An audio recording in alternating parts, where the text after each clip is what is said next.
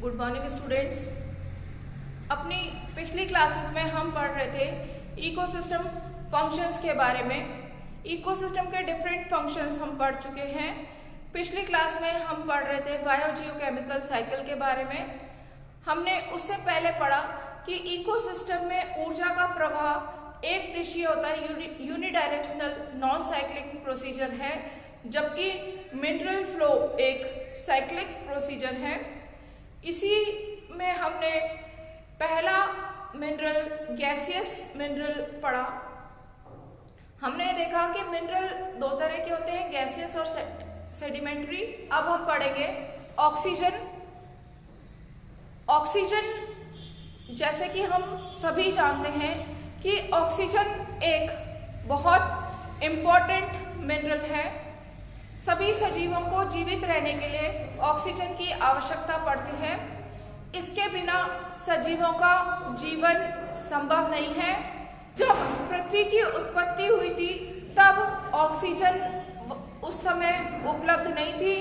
धीरे धीरे बाद में वर्षों के पश्चात ऑक्सीजन का निर्माण हुआ और आज प्रकृति में एटमॉस्फेयर में ऑक्सीजन 20.95% वॉल्यूम के फॉर्म में एटमॉस्फेरिक ऑक्सीजन प्रेजेंट है। वातावरण की ये ऑक्सीजन सजीवों के काम में आती है। इस ऑक्सीजन का मेन सोर्स है ग्रीन प्लांट। जैसे कि हम सभी जानते हैं कि हरे पौधे प्रकाश संश्लेषण करते हैं और प्रकाश संश्लेषण की क्रिया में ऑक्सीजन का निर्माण होता है बाय फोटोलाइसिस ऑफ वाटर। तो मेन सोर्स ऑफ ऑक्सीजन जो है वो वाटर से आती है, जो कि फोटोलाइसिस प्रकाश संश्लेषण के कारण होता है। बाकी की ऑक्सीजन जो डिफरेंट कंपाउंड फॉर्म में प्रेजेंट है, जैसे कि ऑक्साइड्स, उनसे प्राप्त होती है। कुछ ऑक्सीजन जो है वो कार्बोनेट्स के फॉर्म में सेडिमेंट्री रॉक्स में प्रेजेंट होती है, वो ऑक्सीजन साइकिल में हेल्प करती है। अगर हम ऑक्सीजन साइकिल देखें, ऑक्सीजन साइकिल में दो प्रोसीजर बहुत इंपॉर्टेंट है, फोटोसिंथेसिस और रेस्पिरेशन। फोटोसिंथेसिस या प्रकाश संश्लेषण हरे पेड़ पौधों के द्वारा की जाने वाली वह क्रिया है जिसमें वे भोजन का निर्माण करते हैं, और ये भोजन हरे पौधों के स्वयं के और इन पर निर्भर समस्त जीवों के काम में आता है। इसके साथ साथ प्रकाश संश्लेषण में एक और इम्पॉर्टेंट क्रिया होती है जिसको हम कहते हैं photolysis of water. Photolysis of water में जो वाटर है वो मॉलिक्यूल का प्रकाश की उपस्थिति में फोटोलाइसिस हो जाता है, H2O से H और OH बनता है और अल्टीमेटली उससे ऑक्सीजन का निर्माण होता है। ये ऑक्सीजन जो प्रकाश संश्लेषण के दौरान हरे पौधों से बनाई जाती है, ये एटमॉस्फेयर में रिलीज कर दी जाती है। इस ऑक्सीजन को रेस्पिरेशन में यूटिलाइज किया जाता है। रेस्पिरेशन, ग्रीन प्लांट्स भी रेस्पिरेशन करते हैं और जो ऑर्गेनिज्म है, जो बाकी के जंतु हैं, एनिमल्स हैं इंक्लूडिंग मैन, वो सब भी रेस्पिरेशन करते हैं। तो प्लांट एंड एनिमल इस रेस्पिरेशन में एटमॉस्फेयर में से ऑक्सीजन का यूज करते हैं, जो कि फोटोसिंथेसिस से बनी है। इस रेस्पिरेशन में ऑक्सीजन को लेके और ये कार्बन डाइऑक्साइड को रिलीज करते हैं। ये कार्बन डाइऑक्साइड एटमॉस्फेयर में छोड़ दी जाती है, जहां से ये प्रकाश संश्लेषण में यूटिलाइज होती है और फूड मैन्युफैक्चर करने का काम करती है। ये फूड ऑर्गेनिक सब्सटेंसेस के फॉर्म में C6H12O6 के फॉर्म में मैन्युफैक्चर होता है, और इस फूड के ऑक्सीडेशन से जो एनर्जी मिलती है उसका काम जो है ये रेस्पिरेशन का काम है। रेस्पिरेशन के थ्रू इस ऑर्गेनिक सब्सटेंस के ऑक्सीडेशन से एनर्जी का निर्माण होता है, जो कि समस्त सजीवों की मेटाबॉलिक एक्टिविटीज में यूटिलाइज होती है। तो ये ऑक्सीजन साइकिल है जिसमें कि हमने देखा कि ऑक्सीजन कहाँ से आ रही है, किस प्रोसीजर के थ्रू आ रही है, किस प्रोसीजर के थ्रू यूटिलाइज हो रही है और कहाँ जा रही है। मेन जो ऑक्सीजन है वो एटमॉस्फेयर में 22% वॉल्यूम के रूप में प्रेजेंट है। यहाँ पर हम एक दूसरी डायग्राम से ऑक्सीजन साइकिल को अगर समझे तो हम ये देखते हैं कि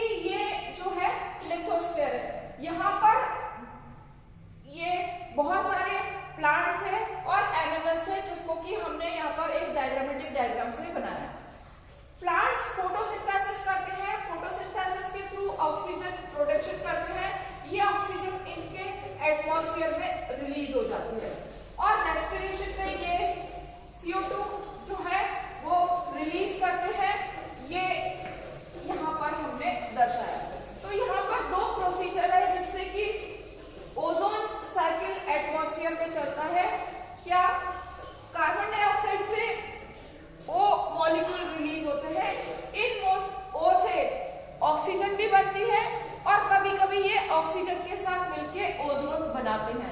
ओजोन एटमॉस्फेयर में लेयर के रूप में प्रेजेंट होती है, ये हम बाद में देखेंगे। इसके अलावा ये जो है ये एक्वेटिक इकोसिस्टम है, यहाँ पर भी प्लांट्स भी हैं, एनिमल्स भी हैं और ये वाटर भी है।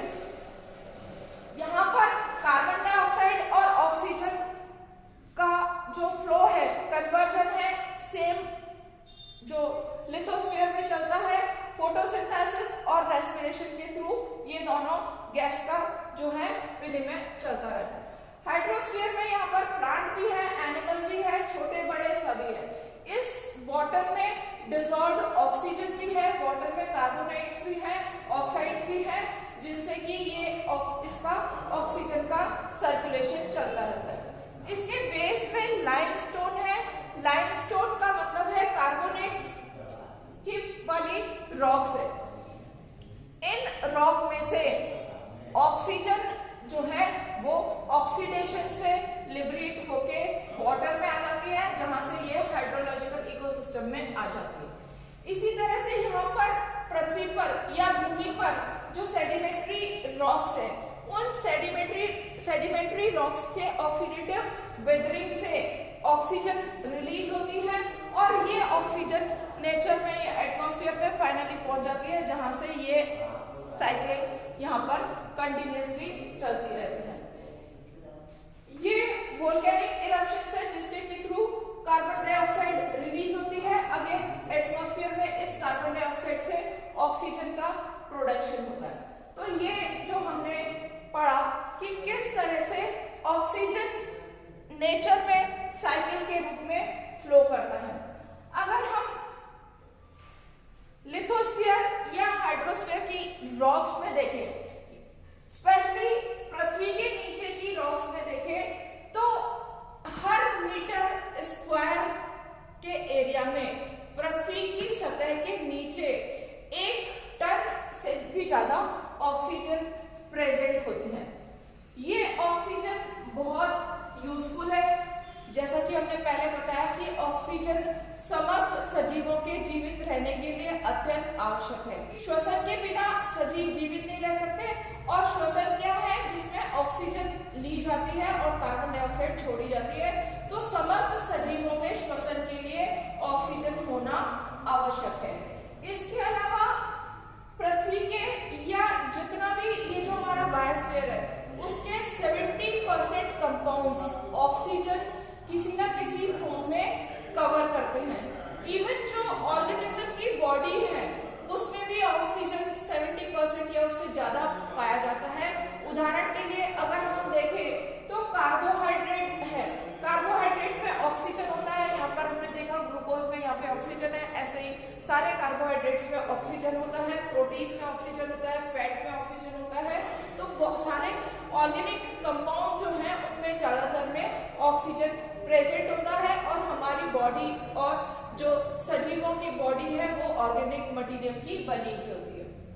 इसके अलावा ये जो ओजोन है, ये ओजोन जो कि ऑक्सीजन से ही बनी है, या ऑक्सीजन का ही एक रूप है, ये हमारे एटमॉस्फेयर में प्रेजेंट रहती है और बाहर से आने वाली यूवी रेज से एटमॉस्फेयर को या उसमें रहने वाले समस्त ऑर्गेनिज्म को, सजीवों को प्रोटेक्शन करने का काम करती है।